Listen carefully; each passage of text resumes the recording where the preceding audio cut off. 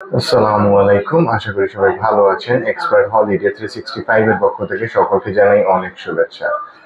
আপনারা যারা ইউরোপ ভ্রমণের প্ল্যান করছেন বা একটা সেনজেনের ভিসার জন্য অ্যাপ্লাই করতে যাচ্ছেন, তাদের একটা কমন জিজ্ঞাসা থাকে যে আমরা আমাদের ডকুমেন্টস গুলো কিভাবে প্রপারলি সাজিয়ে সাবমিট করব। আপনাদের জিজ্ঞাসা থাকে যে আমরা কিভাবে প্রেজেন্ট করলে আমাদের রিফিউজাল হওয়ার পসিবিলিটি কমে যাবে এবং ভিসা হওয়ার পসিবিলিটিটা বেড়ে যাবে। সো আজকের আলোচনা মূলত এটি নিয়েই। সো প্রথমে একটা জিনিস বলে নিই, আপনারা যারা ভিসার জন্য অ্যাপ্লাই করেন, সেনজেনের জন্য অ্যাপ্লাই করবেন, তারা প্রথমেই যে কাজটি করবেন সেটি হচ্ছে আপনি ভিসা অ্যাপ্লিকেশন সাবমিটের পূর্বেই আপনি আপনার সকল ধরনের ডকুমেন্টস গুলো প্রপারলি সাজিয়ে নেবেন। কেন নিবেন? কারণ দেখা যায় অনেক ক্ষেত্রে আপনাদের সব ধরনের ডকুমেন্টস আছে এবং বাট আপনাদের প্রেজেন্টেশনের অভাবে আপনি প্রপারলি প্রেজেন্ট না করার কারণে আপনার ভিসাটা রিজেকশন হয়ে যাচ্ছে। সো আজকে আপনি কতগুলো স্টেপ বাই স্টেপ কতগুলো হিন্টস দিয়ে দিব যে আপনারা এভাবে আপনাদের ডকুমেন্টস গুলো সাজাবেন।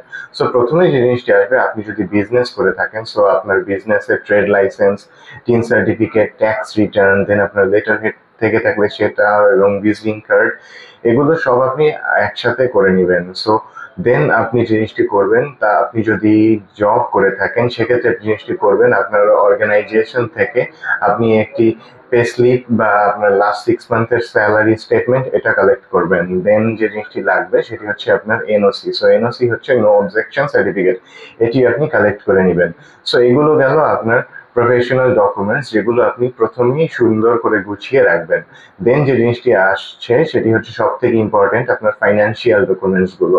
আপনার ফাইন্যান্সিয়াল ডকুমেন্টস গুলো কি হবে? আপনার বিভিন্ন ধরনের ব্যাংক অ্যাকাউন্টস থাকতে পারে, সেভিংস হোক, কারেন্ট হোক, আপনার এফডিআর হোক, এগুলো আপনি সব একসাথে কালেক্ট করে রাখবেন এবং আপনি ব্যাংক থেকে এগুলোর সলভেন্সি গুলো কালেক্ট করবেন। দেন যে জিনিসটি করবেন সেটি হচ্ছে আপনার লাস্ট 6 মান্থের স্টেটমেন্ট এটা কালেক্ট করতে হবে, বিকজ এটা আপনার সাবমিট করতে হবে। যদি 6 মান্থ নাও হয়, আপনি আপনার অ্যাটলিস্ট লাস্ট 4 মান্থের স্টেটমেন্টটা কালেক্ট করে নেবেন। এগুলো হচ্ছে আপনি আপনার অ্যাপ্লিকেশনের সাথে সাবমিট করতে হবে। সো আরেকটা জিনিস, যদি আপনার অ্যাসেট ভ্যালুয়েশন থেকে থাকে, আপনার তো অবশ্যই কোনো অ্যাসেট থাকবে, আপনার বাড়ি বা আপনার জমি, আপনার গাড়ি, আপনার গোল্ড, যে কোনো কিছু হতে পারে। সো এগুলো আপনি প্রপার একটা অ্যাসেট ভ্যালুয়েশন সার্টিফিকেট করে নেবেন আগে থেকেই, সো যেন এটা অ্যাপ্লিকেশন সাবমিটের সময় এটি আপনি সাবমিট করতে পারেন। দেন যে জিনিসটি আসে, আপনার পাসপোর্ট তো অবশ্যই সঙ্গে রাখতে হবে। দেন আপনার যদি প্রিভিয়াস কোনো ট্রাভেল হিস্ট্রি থাকে, আপনার পুরোনো পাসপোর্টে যদি স্ট্যাম্প থেকে থাকে বা ই পাসপোর্টে যদি যেগুলো থাকবে, আপনি সেগুলো হচ্ছে একসাথে কালেক্ট করে একটা পিডিএফ বানিয়ে নেবেন। সো সেক্ষেত্রে জিনিসটি হবে, এটি আপনি আপনার অ্যাপ্লিকেশনের সাথে সাবমিট করবেন। দেন যে জিনিসটি আসে, আপনি যদি ম্যারিড হয়ে থাকেন, আপনার ম্যারেজ সার্টিফিকেট, নিকানামা, এগুলো কালেক্ট করবেন।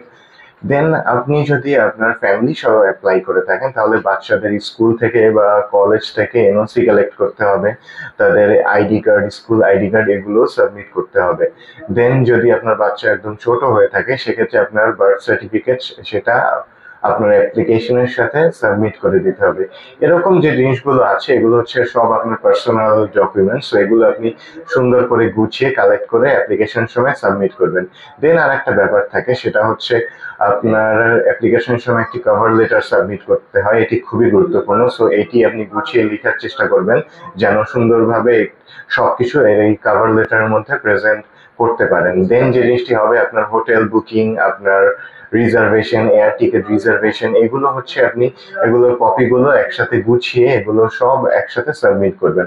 সো এই ব্যাপারগুলো যদি আপনি মাথায় রেখে আপনার অ্যাপ্লিকেশনটি সাবমিট করেন, তাহলে যে জিনিসটি হবে, একজন ভিসা অফিসার যখন আপনার ফাইলটি চেক করবেন, তখন সে দেখবেন যে হ্যাঁ, এই ফাইলটা যথেষ্ট ডেটা পরিপূর্ণ আছে এবং সবকিছু গুছানো আছে। সো সেক্ষেত্রে আপনার ভিসা হওয়ার পসিবিলিটিটা বেড়ে যাবে।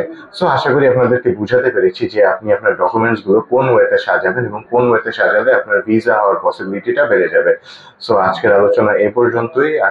সবাইকে অনেক ধন্যবাদ। ভিসা সংক্রান্ত অন্যান্য যে কোনো তথ্যের জন্য ভিজিট করতে পারেন আমাদের অফিস বা কল করতে পারেন স্ক্রিনে দেওয়া নাম্বারে।